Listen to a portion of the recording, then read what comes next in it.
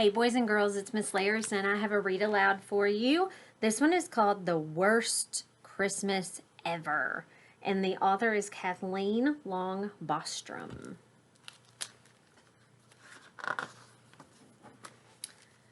We're moving to California, Dad announced one spring day. Hear that, Gabriella? Lucy chirped, hugging her raggedy doll.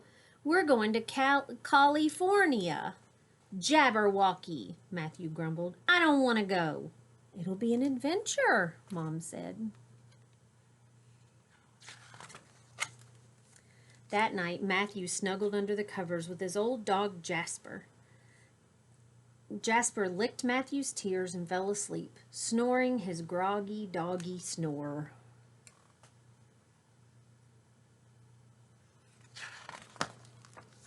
Spring and summer flew by much too fast. Fall quickly arrived along with the moving truck. Matthew watched his life being packed away, and then it was time to leave.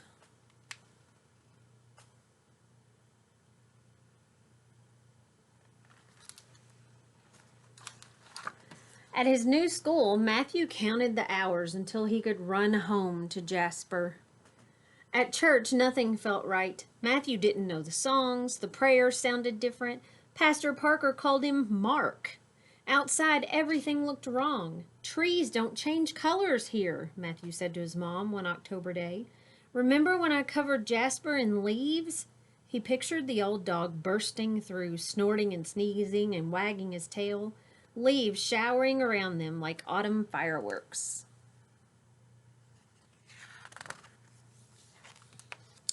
Fall blended into winter.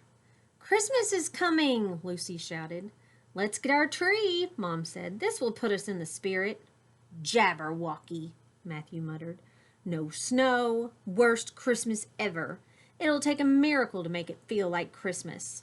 What's a miracle? Asked Lucy. Something more wonderful than you could ever imagine, Matthew said. You won't find one here. Oh, yes, I will, said Lucy. I'll find a miracle. Matthew sighed. So when he says Jabberwocky, he's kind of like disagreeing with people. The Christmas tree lot in California was no Martha's Merry Tree Farm. The pines felt prickly and dry. Some were flocked with fake snow in cotton candy colors.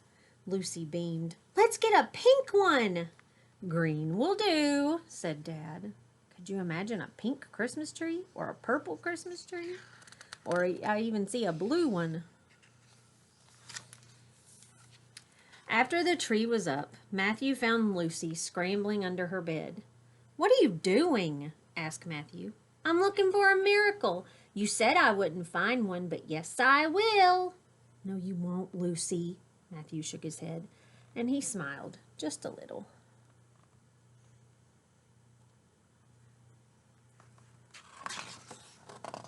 The Sunday before Christmas Eve, Pastor Parker announced, "We need a family for the outdoor nativity. Any volunteers?" Dad looked at Mom and then raised his hand. Lucy jumped up and down. Gabriella can be baby Jesus. Great, said Pastor Parker. Matthew slid down in the pew. Gabriella is her little baby doll.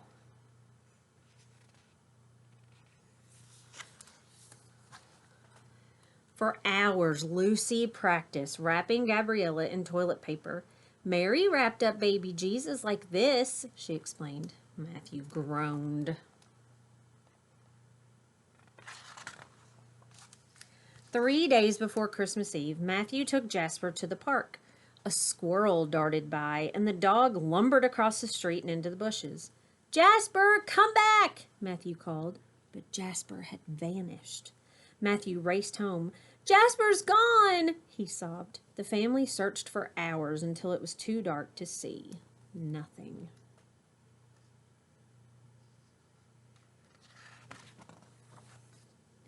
We'll make flyers and put them up tomorrow, Mom suggested as Dad called the neighbors. Lucy plopped her box of crayons on the table. We can use these, she said. The next morning, the neighbors helped hand out the finished flyers, while Dad called animal shelters and veterinarians to see if anyone had reported a lost dog. But nobody had.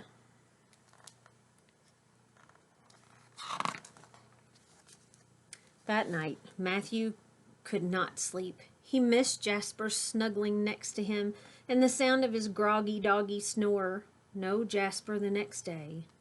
Or the next.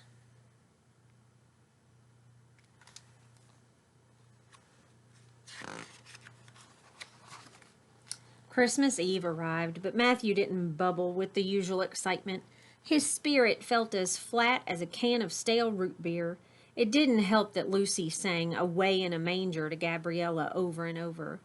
"We're going to Bethlehem tonight," she announced. "It's Bethlehem, Lucy. Bethlehem." "Bethlehem, that's what I said." Lucy raised her voice even louder. "No crib for a bed." Matthew jammed his fingers in his ears.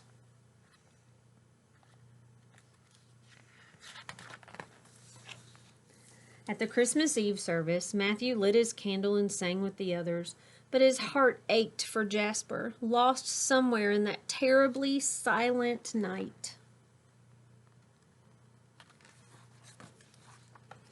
The family slipped out during the last stanza of Joy to the World to dress in their nativity costumes. Mom and Dad as Mary and Joseph, Matthew as a shepherd, and Lucy as an angel. They gathered around the manger on the church's front lawn. Lucy gently placed Gabriella under the blanket in the manger.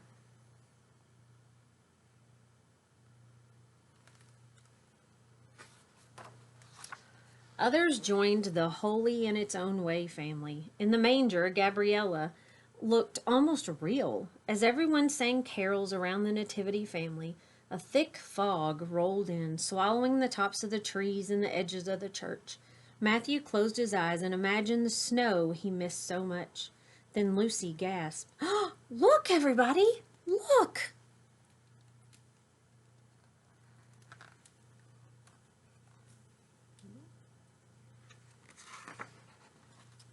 Matthew's eyes snapped open. Lucy pointed at the pile of hay in the manger. Moving. "Gabriella's alive!" Lucy squealed. "It's the Christmas miracle! I told you we'd find the miracle!" Matthew dropped to his knees. He lifted the wriggling blanket in the manger and gasped. That means he went, "Oh!" Jasper! He'd been deep in the hay, stretching in his sleep, jiggling Gabriella, snoring his groggy, doggy snore. Matthew buried his face in the dog's fur. "Jasper, you found your way home. It is a miracle. You found your way home." Jasper snorted, opened his eyes, and licked Matthew's face. Matthew looked around.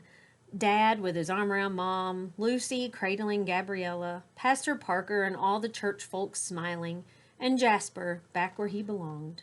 "Best Christmas ever," said Matthew. It didn't matter now that there was no snow and that they'd almost had a pink tree. Christmas had come right in the middle of Matthew's feeling lost in the world, just as it had come that first Christmas long ago, ready or not.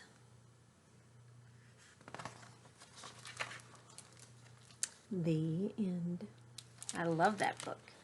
The Worst Christmas Ever. So it's funny how it starts out as the worst Christmas ever, and by the end, it's the best Christmas ever. I hope you enjoyed.